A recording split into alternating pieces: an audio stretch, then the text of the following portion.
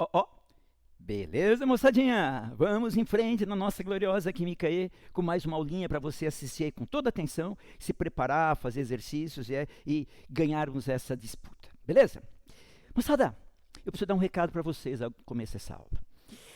Química E, nós começamos o ano lá falando lá de substância pura, de mistura, falamos de processo de separação, ou seja, uma parte assim chamada química geral.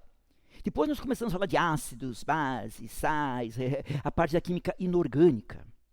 E a partir de hoje, até o final do curso, nós vamos mudar de novo de assunto. Né? Química E é a mais variada, que mais muda, né? Mais agitada, nada a ver comigo. Mas, né?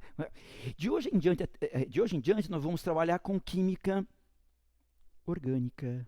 Química orgânica, sim. Aquela mesma que você está tendo lá em Química C, mas com diferente abordagem, né? Lá vocês estão estudando as funções orgânicas, lá, álcool, ácido, éster e tal, e vão começar a estudar agora também, estão começando a estudar as reações orgânicas. Tá? Aqui nós vamos falar de química orgânica, mas o lado prático, o lado aplicado, que eu acho muito mais legal, na verdade, né? Inclusive, permita-me dizer, futuros engenheiros químicos, saber se Deus quiser, meus futuros alunos lá na engenharia química na Federal, é um assunto que tem muito mais a ver com a engenharia química, né? Que é o lado prático, a aplicação da química, no caso, a química orgânica, tá? E hoje nós vamos começar justamente por um ponto importantíssimo. Se você agora olhar à sua volta e reparar nos objetos que são à sua volta, como eu posso fazer aqui numa sala vazia, apenas o meu amigo que está gravando ali as aulas, mas sim, mas o que temos aqui? Temos estofados, o que é isso? Isso é um plástico. Temos a madeira, composto orgânico, tem ali outra madeira, composto orgânico. Se tivesse alunos aqui, teria canetas, como se você olhar à sua volta. A caneta, boa parte dos tecidos que nós usamos, o combustível, a gasolina que eu usei de carro aqui para dar essa aula para vocês, o pneu do automóvel, são compostos orgânicos, né? O copinho ali de plástico, aquela garrafa de álcool gel que a gente está assim, passando, lambuzando de álcool gel nesses dias aí, né? Veja, são compostos orgânicos, o plástico, o copinho, a garrafinha, bem provavelmente a caneta. E a grande pergunta é, de onde que eles vêm? Como que eles são fabricados? As indústrias que produzem esses compostos orgânicos têm que ir na natureza, pegar alguma matéria-prima, de onde eles vão tirar os reagentes para formar esses produtos. E na aula de hoje nós vamos ver justamente qual é a principal matéria-prima, qual é o principal composto, que não é bem um composto, é uma mistura, encontra na natureza, de onde vem quase todos os compostos orgânicos que nós usamos, esses exemplos que eu dei, é o petróleo. Esse é o tema da aula de hoje. E eu aproveito para dizer, esse assunto é muito legal. E não envolve só química, não. Já caiu questões sobre petróleo em geografia, em redação, até falando sobre fontes de energia e tal. E essa é uma primeira ideia que a gente tem, que eu sei que você já tem, então eu nem vou insistir muito. Entre as várias fontes de energia que temos, o petróleo, é claro que não é considerado uma fonte renovável. Não, ele é uma fonte fóssil. Mas para a gente entender isso melhor, vamos começar pelo começo. Então a primeira pergunta é, de onde veio o petróleo? Como é que ele foi formado? Vamos imaginar que aqui era o nosso querido planeta Terra, milhões e milhões de anos atrás. Né? No tempo que o Mar Morto ainda estava doente. Né? Vamos imaginar que aqui fosse um mar, então aqui era o fundo do mar. Se aqui era mar, então aqui está o nível da água, o que tinha no mar?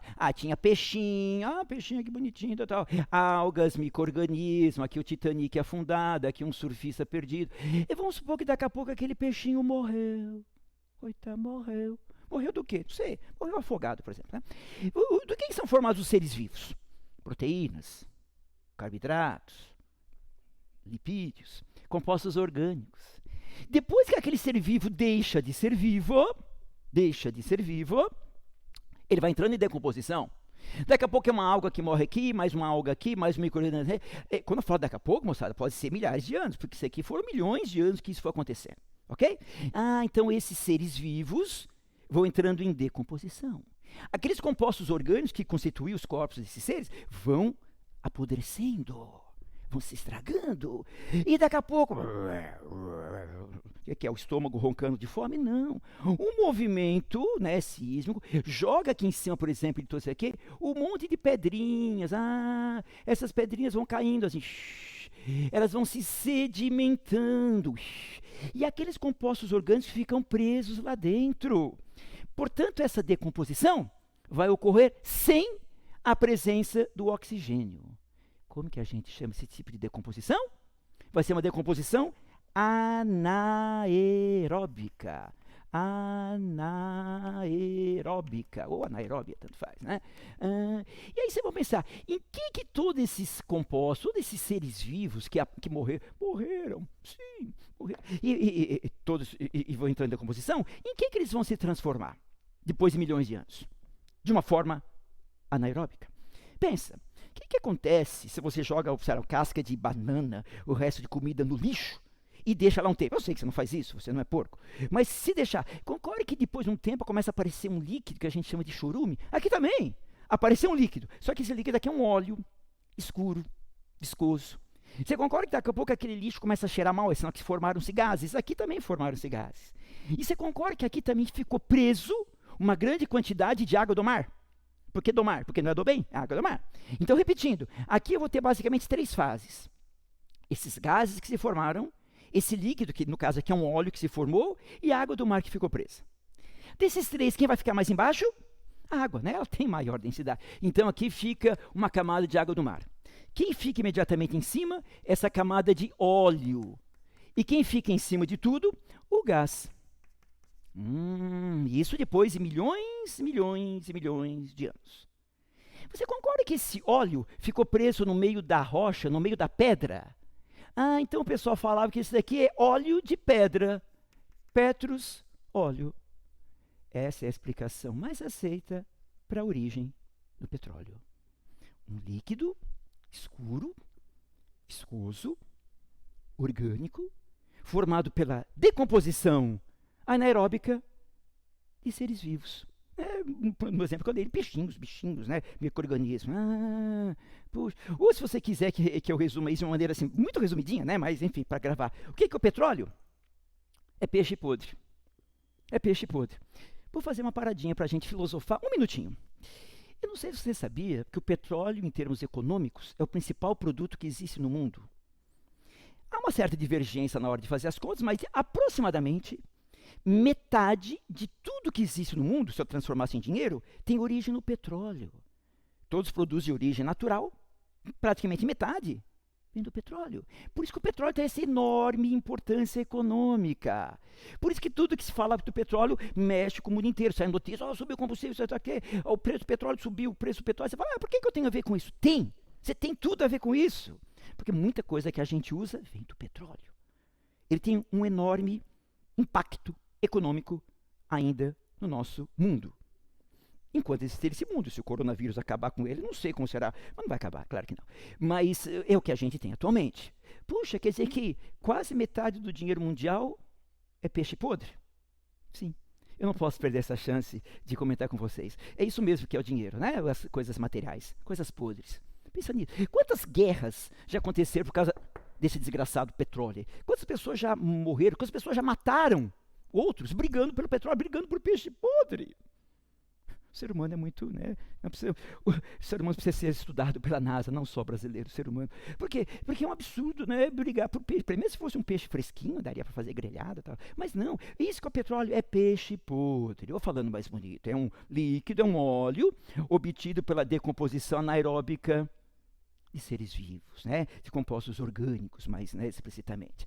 Portanto, esse é o... Olha que interessante, olha que interessante. Conclusão. O petróleo é uma substância só ou são várias? São várias. Milhares. No petróleo você pode exagerar à vontade. Tudo que você pode exagerar no petróleo, pode exagerar que está certo. Portanto, o petróleo não é uma substância pura. Ele é uma enorme mistura de um monte de compostos. Agora, o que é que mais tem no petróleo? Hospital de clínicas? Não. Hidrocarbonetos. Quais? Todos. Alcanos, alcenos, alcinos, ciclanos, fulanos, beltranos. Agora, no caso do petróleo brasileiro e de muitos locais do mundo, principalmente alcanos. Repetindo, quimicamente, o petróleo é uma mistura, principalmente de hidrocarbonetos. E dentro dos hidrocarbonetos, principalmente alcanos, mas tem os outros também, tá? Agora, no petróleo, também existem compostos oxigenados, nitrogenados, sulfurados. Por que eu estou chamando a atenção dos compostos que têm enxofre? Porque se tem enxofre no petróleo, vai ter enxofre nos derivados de petróleo, por exemplo, gasolina, óleo diesel, querosene. Que quando são queimados, queimar é reagir com oxigênio, esse enxofre vai dar origem a SO2, SO3, que vão ocasionar a famosa chuva ácida. Aqui que está a origem, tá? E de onde vem esse enxofre? Principalmente de alguns aminoácidos encontrados ali nos seres vivos, nos peixinhos, por exemplo, tá? Agora, olha que interessante. Se você for fazer o que a gente chama de exploração, né? Primeiro você faz a prospecção, procurar onde pode ter petróleo. Aí você começa a explorar. Se, por exemplo, você fizesse um poço aqui, ó, o que ia sair? Gás. Se você fizesse um poço aqui, ó, o que ia sair? Água. Agora, se você acertar um poço aqui, fizer um poço, aí sim iria jorrar o petróleo. Só um comentário. O que é o famoso pré-sal? Imagine, olha que coisa incrível, que coisa incrível. Foi descoberto aqui no litoral brasileiro, né? Então, ainda que ainda é mar, que se você fura, vai até o nível do mar, toda a linha d'água, né, vem descendo aqui, água, aqui é o fundo do mar, há várias camadas de rochas, e uma dessas camadas é de sal, cloreto de sódio, sólido. E esse petróleo foi encontrado antes do sal, pré-sal. É por isso que pegou esse nome pré-sal, só por causa disso, nada demais. Agora, a distância daqui, mar, rocha, até chegar no petróleo, essa distância pode ser 8.000 metros, 10.000 metros, ou seja, coisa pra caramba. Um poço desse é caríssimo, é milhões e milhões de dólares para furar um poço desse. Perceba a importância econômica do petróleo. Se mesmo sendo caríssimo eles fazem, é porque vale a pena. Claro. Vamos continuar pensando, vamos lá. O petróleo que sai aqui do poço é chamado petróleo cru. Ele não serve para praticamente nada, não. Ele tem que ser levado para tirar os produtos. E isso é geralmente feito nas refinarias. Então vamos ver, o que vem a ser o refino do petróleo? O nome está dizendo, refinar. Né? Então o petróleo sai, petróleo cru, leva às refinarias. O Brasil tem algumas refinarias, aqui perto de Curitiba, em Araucária, tem uma grande refinaria da Petrobras. O petróleo, claro, é limpo, é separado, que vem um pouco de água, vem pedras, vem rocha, inclusive tem exercícios que falam sobre esse processo de separação. E aí o petróleo é aquecido, depois de fazer várias limpezas, é aquecido e é jogado em várias colunas. Eu vou colocar só uma para facilitar, mas na verdade são várias colunas, tá? De onde vão sair os principais derivados do petróleo? Moçada, eu estou tentando fazer de maneira mais resumida possível, tá? Eu estou colocando alguns, na verdade são muitos, são dezenas e dezenas. Estou colocando aqui os mais importantes. Vamos começar de novo?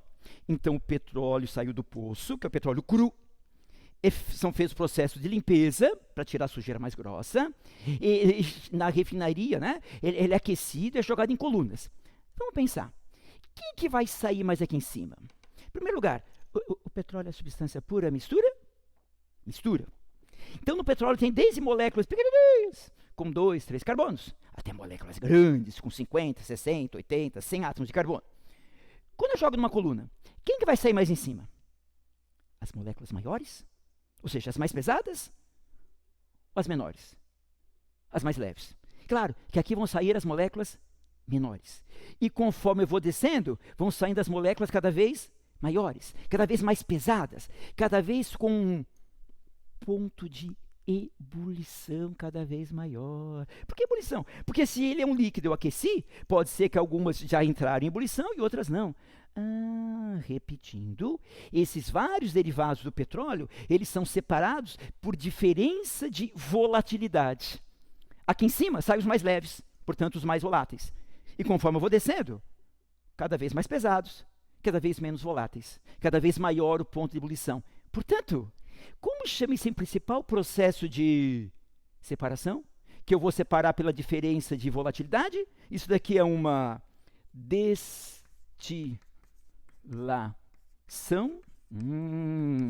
fracionada. E é por isso que cada uma dessas daqui a gente fala que é uma fração do petróleo. Fração, na matemática, é uma parte, não é o todo, é uma parte. Repito, eu vou colocar aqui só as mais importantes.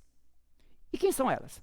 Aqui é o que a gente chama de GLP, gás liquefeito de petróleo. É o gás que a gente usa em casa para cozinhar. O que tem basicamente no GLP? C3, C4. Pessoal, vamos acostumar com essa maneira preguiçosa de representar os compostos orgânicos? O que eu quero dizer com C3? Moléculas que tenham 3 carbonos. C4, moléculas que tenham 4 carbonos.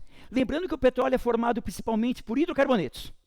E dentro dos hidrocarbonetos, principalmente alcanos, quais são os principais componentes do gás liquefeito de petróleo, do gás de cozinha? Propano e butanos.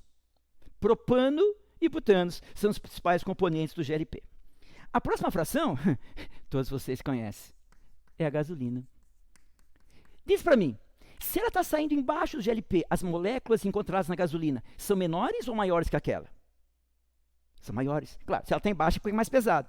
Portanto, o que vai ter na gasolina? Aproximadamente moléculas de 5 até 10 átomos de carbono. Então, principalmente pentanos, hexanos e assim por diante. Então, a gasolina também é uma mistura, só que com moléculas maiores do que o gás de cozinha. Olha que interessante. Próxima fração, querosene, que eu nem vou colocar aqui a composição, mas, claro, com certeza serão moléculas maiores, e vocês sabem, a principal aplicação do querosene, antigamente era muito usada para lampião.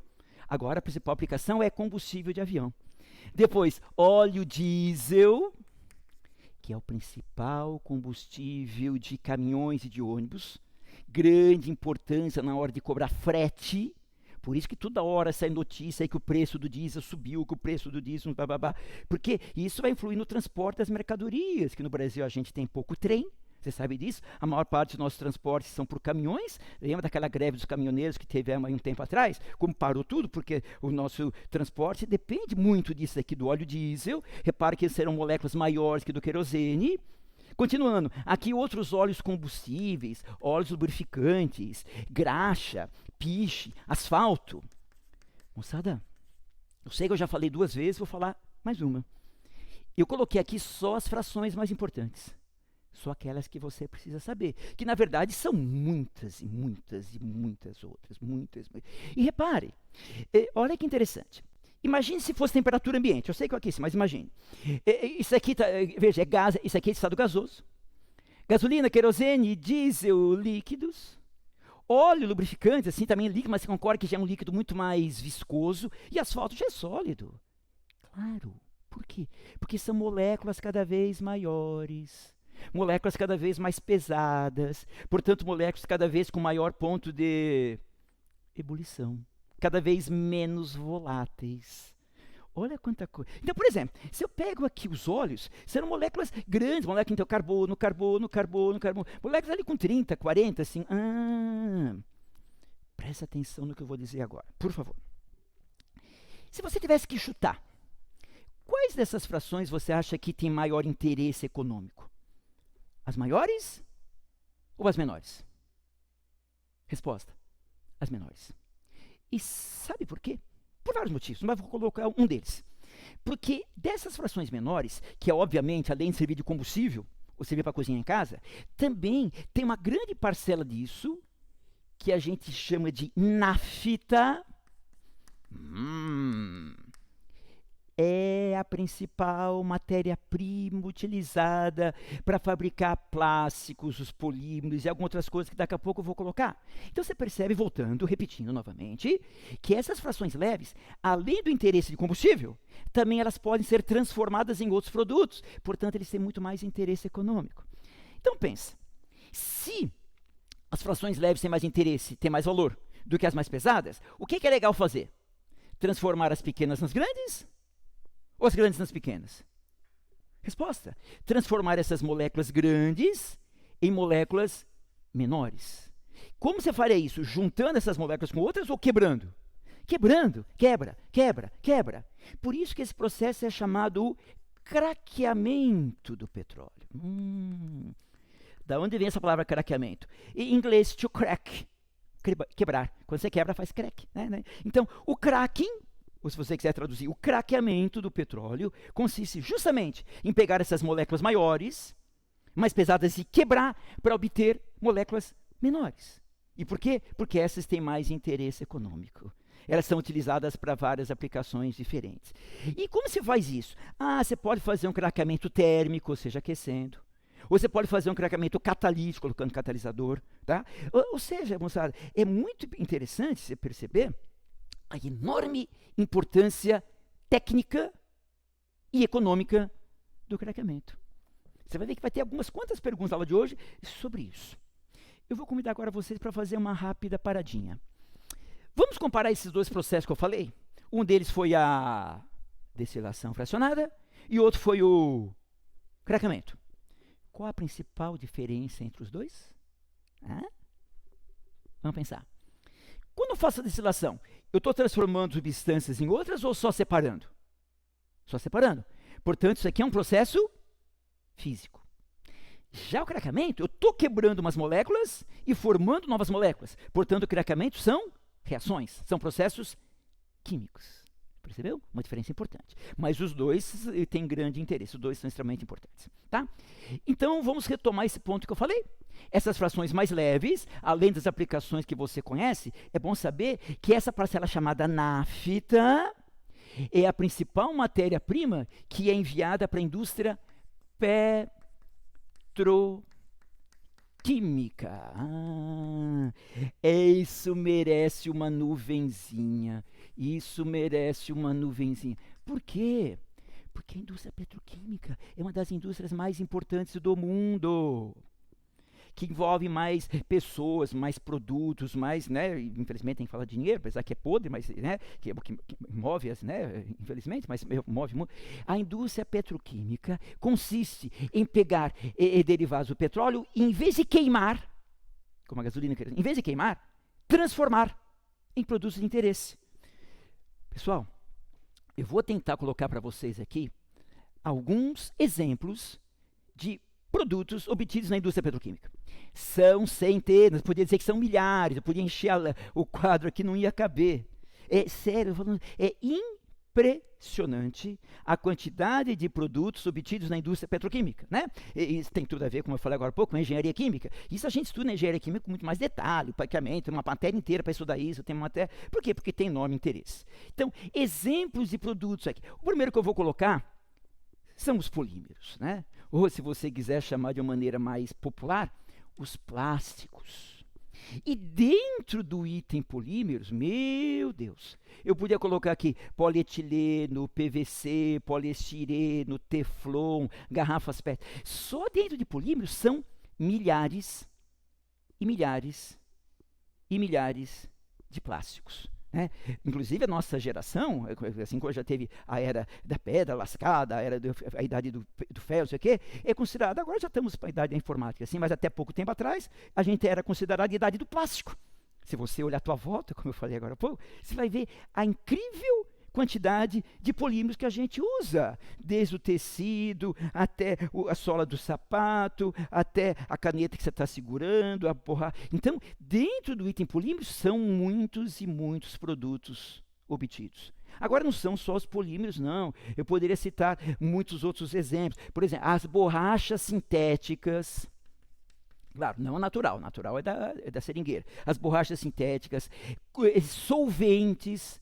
Na indústria, a gente precisa de muitos solventes para fabricar novos produtos. Muitos solventes são obtidos daqui, colas, tintas, detergente. Olha que coisa incrível. Detergente é obtido aqui, mais para frente nós vamos explicar melhor o que é um detergente, tal.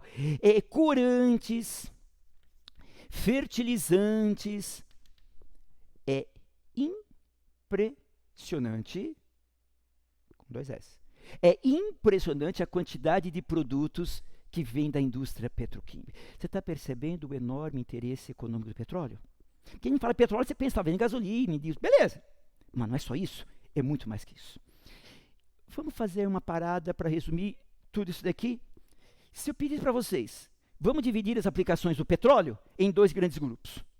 Quais seriam os 2 grandes grupos? Primeiro, Gasolina, querosene, óleo de diesel e alguns aqui são usados como combustível, ou seja, para gerar energia. Segundo grupo, nafta, frações leves, que é enviada para a indústria petroquímica para ser queimada? Não, para ser transformada, de onde vem muitos produtos. Então, dois grandes grupos, o grupo dos combustíveis e o grupo da indústria petroquímica. Mais para frente, eu vou dar uma aula inteirinha para vocês sobre polímeros. Mas na aula de hoje, eu vou pedir que você concentre a tua atenção nos combustíveis. O que é um combustível? De uma maneira assim muito genérica. É qualquer coisa que sofra uma reação de combustão. Claro, combustível sofre combustão. E o que é uma combustão, quimicamente falando? É uma reação com o oxigênio, que é o comburente. Combustível com comburente. Imaginando que seja um combustível de petróleo, portanto, combustível orgânico, e supondo que a combustão é completa, quais são os principais produtos?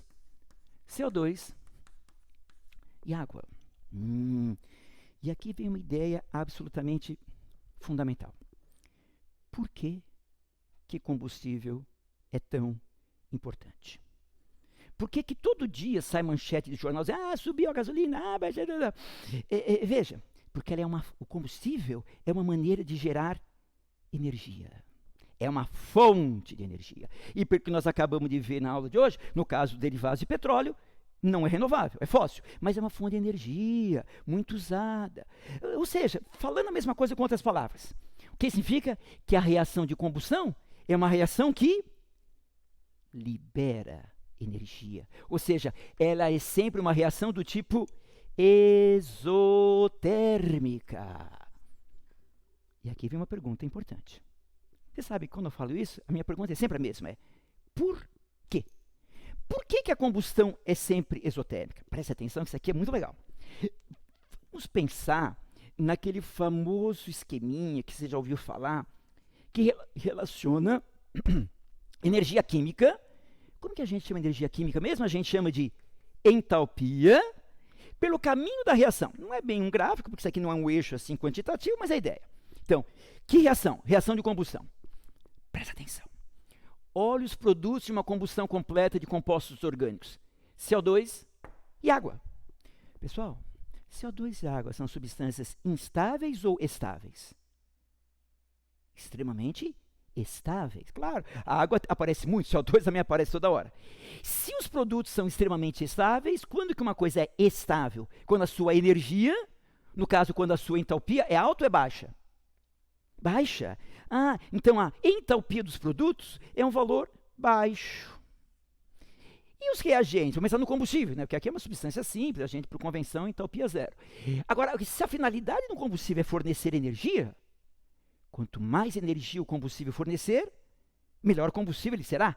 Então, quem você vai escolher como combustível? Alguém que tem uma entalpia baixa ou alta? Alta. E quanto mais alta, melhor.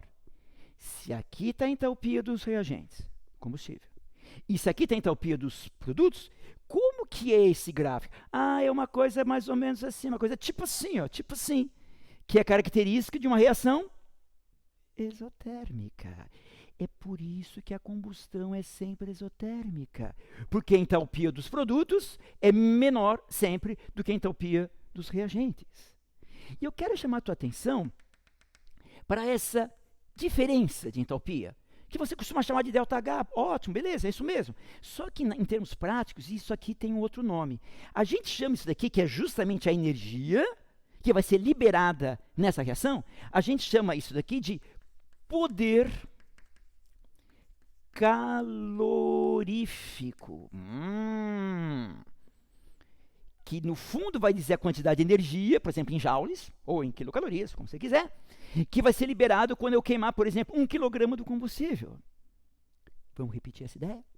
Se a finalidade do combustível é fornecer energia, quanto mais energia ele fornecer, portanto, quanto maior for o seu poder calorífico, quanto maior for essa diferença, melhor combustível, mais energia ele vai liberar.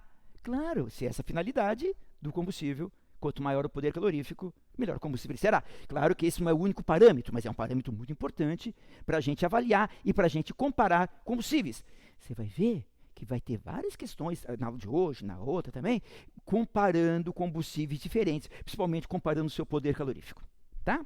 Então, essa aqui é uma informação extremamente importante e legal para que você saiba sobre a reação de combustão e a importância dos combustíveis no nosso mundo. Agora, você podia estar pensando, tudo bem, energia, a gente cansa de ouvir falar, mas também tem hidrelétricas, tem energia nuclear, tem termoelétricas, tem eólica, tem solar, tem várias fontes de energia. Inclusive, algumas dessas que eu falei são renováveis, o que é muito melhor do que essas que são fósseis. Sim, mas eu quero chamar a tua atenção para um dado muito importante. Ainda insistindo, por que combustível tem essa importância enorme? Porque ela é uma maneira prática da gente obter energia. Você vê uma hidrelétrica passando, voando por aí? Você vê uma usina nuclear em cima de um caminhão passeando pela rua? Mas você vê carro andando. Ou seja, o que eu quero dizer? O combustível é uma forma da gente ter energia, é uma fonte móvel. Não é uma fonte estática, uma hidrelétrica, uma termoelétrica, uma usina nuclear, uma estação eólica. Não. O motor de um automóvel, ou de um caminhão, de ônibus, ele queima o combustível e ele pega aquela energia que estava armazenada nas moléculas do combustível, aquela entalpia, e libera. Libera. Por que libera? Porque é exotérmica. E aí o que o motor faz? Transforma essa energia em movimento. Transforma essa energia química, ou seja, essa entalpia, em movimento, em energia cinética. Professor, mas como é que o carro faz isso? Eu vou tentar resumir o motor de um automóvel em 2 minutinhos aqui. Ó. Todo motor tem aquela parte que é o cilindro, certo? Onde tem uma abertura, por onde vai entrar justamente a mistura do combustível com oxigênio. Da onde vem o oxigênio? Ele vem principalmente do ar atmosférico. Não pode esquecer que no ar tem uma quantidade razoável de oxigênio. Então aqui é feita a alimentação. Okay? Obviamente, como todo, né? Aqui tem um pistão, que é aquela parte móvel. Então, aqui vai ficar a mistura do combustível com ar, portanto tem oxigênio. Beleza. Pensa assim, na hora que aquele pistão subir, ele vai comprimindo mais as moléculas, vai aumentando o número de choques entre as moléculas dos reagentes.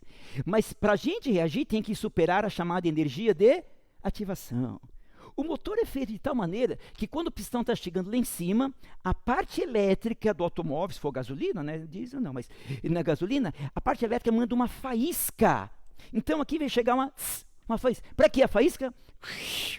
Para superar a energia de ativação. Vou fazer uma comparação. Quando você tem um isqueiro, dentro do isqueiro tem um combustível. No ar tem um comburente, mas precisa de uma faísca. Você vai acender o fogão? Tem o gás que é o combustível, tem o ar que é o comburente, mas precisa de uma faísca. Aqui está misturado o combustível com o comburente, mas precisa de uma faísca. Quando ele chega lá em cima, a faísca chega. Aí a reação acontece. Olha que legal. Na hora que a reação acontece, forma CO2 e água. Presta atenção. Estado físico, gasoso. Estado físico, gasoso. Pessoal, água não é líquida, mas pensa, aqui está quente. Não é temperatura ambiente, é reação exotérmica, ela libera calor. Portanto, formam-se compostos no estado gasoso. Se a temperatura é alta, o que é que acontece quando eu aqueço um gás? Ele expande. Aqui está o segredo. Aqui está o ponto central. Então, quando o pistão estava lá em cima, a reação produz gases, o calor faz o gás expandir, e aí essa expansão empurra o êmbolo para baixo. Você está percebendo? Que é nesse instante que aquela energia que ficou milhões de anos acumulado no petróleo, que foi para a refinaria, que foi transformada em combustível, que você colocou no automóvel e queimou, é nesse instante que essa energia armazenada foi transformada em movimento, em energia cinética. Por quê? Porque empurrou o êmbolo para baixo. A gente chama de pistão. Quando ele sobe, essa válvula de saída abre, e aí sai a fumacinha que vai para o escapamento. Aí ele desce, abre essa válvula de entrada, entra mais combustível com ar, sobe, chega outra faísca, empurra, ele desce. Então ele fica milhares de vezes por minuto. Isso é um cilindro. Vou pegar um carro que é mais comum, que ele tenha 4 cilindros, né? Esses 4 cilindros, eles estão amarrados num eixo mais ou menos assim, os 4 cilindros. Um aqui, outro aqui, outro aqui, outro aqui, de tal maneira que na hora que um desce, outro sobe, um desce, outro sobe. Portanto, esse eixo gira.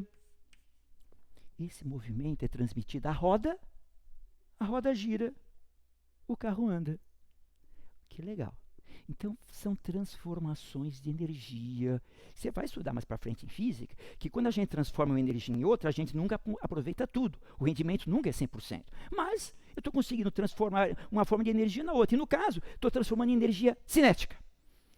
Moral da história, o combustível é uma fonte móvel de energia. O carro vai queimando combustível, a reação de combustão vai acontecendo, acontece isso que eu acabei de falar, e é transformada essa energia em movimento e o carro anda. Portanto, é uma fonte móvel, diferente de uma termoelétrica, de uma hidrelétrica, que são muito importantes, claro, especialmente no Brasil, as hidrelétricas, mas que são fontes estáticas. O combustível é uma forma móvel da gente ter energia. É poluente? É. Pode ser perigoso? Até pode. Mas é tão prático de usar que a gente usa. Claro que atualmente estão sendo pesquisadas muitas outras fontes de energia, mas ainda o mundo depende muito dos derivados de petróleo, gasolina, né, querosene, óleo diesel, que é mais ou menos essa ideia, né? Os futuros engenheiros mecânicos, claro que vão estudar isso com muito mais detalhe. Eu tentei resumir aqui em 2 minutinhos para você ver a importância disso. Um detalhe. Quando o volume total desses 4 cilindros, imaginando que são 4, for, por exemplo, de 1 litro, volume total 1 litro, eu falo que esse carro é 1.0. Se for 1,4 litros, é 1.4, e assim por diante. Obviamente, quanto maior o volume total dos cilindros, mais combustível cabe lá dentro. Mais energia ele vai liberar quando ele é queimado. Mais potente é o motor, mais combustível você gasta. Mas além disso, dessa quantidade, que também está relacionada com o poder calorífico, obviamente, tem uma outra qualidade do combustível que você tem que saber, que é a chamada octanagem. Octanagem. A octanagem mede a qualidade do combustível. De onde vem esse nome? Por causa da gasolina. Se a gasolina é uma fração, é uma mistura aproximadamente de 5 a 10 carbonos, na metade é mais ou menos 8 oct. Então eles pegaram um composto, que é o chamado isoctano, 2,2,4-trimetilpentano, e pegaram esse composto como padrão para medir a octanagem. O que é a octanagem? É a resistência a ser comprimido, ou seja, quanto mais o pistão comprimir e o combustível resistir sem reagir, melhor é a qualidade do combustível, maior é a sua octanagem. Porque o combustível não pode reagir antes do pistão chegar lá no topo, ele tem que esperar chegar a faísca. Se ele reagir antes, é um combustível ruim, talvez falsificado, talvez adulterado, né? A gente fala que o motor está batendo pino. Ou seja, a octanagem é uma maneira de medir a qualidade do combustível. Quanto maior a octanagem, melhor a qualidade do combustível. E o que a gente faz para aumentar a octanagem, né? Claro, cadeias ramificadas são boas, cadeias aromáticas também, octanagem. Ou se adiciona no combustível alguma coisa. Se adiciona. Quando a gente adiciona uma coisa, eu falo que ele é um aditivo. Então, os combustíveis aditivados. Deve ter visto uns gasolina aditivada, né? Assim, por exemplo. Ou seja, é o combustível onde foi acrescentado, foi adicionado, aditivo, alguma substância que pode melhorar as características, assim como lubrificação, mas também aumenta a octanagem. Até um tempo atrás, o pessoal usava um negócio chamado chumbo tetretila como aditivo para aumentar a octanagem. Mas isso em muitos países, inclusive no Brasil, está proibido por causa de motivos ambientais. Mas se estuda, se pesquisa as substâncias que são acrescentadas, muitas vezes substâncias artificiais, para aumentar a octanagem, portanto, para aumentar a qualidade do combustível. Moçada, você vê que a nossa matéria mudou bastante de cara, né? Mudou bastante o jeitão dela. Não estamos falando agora de reação de simples troca ou de ácido, estamos falando de compostos orgânicos. E hoje nós vimos a principal fonte de compostos orgânicos. De onde vem, não digo tudo, mas muitos compostos orgânicos que nós usamos no nosso dia a dia Petróleo.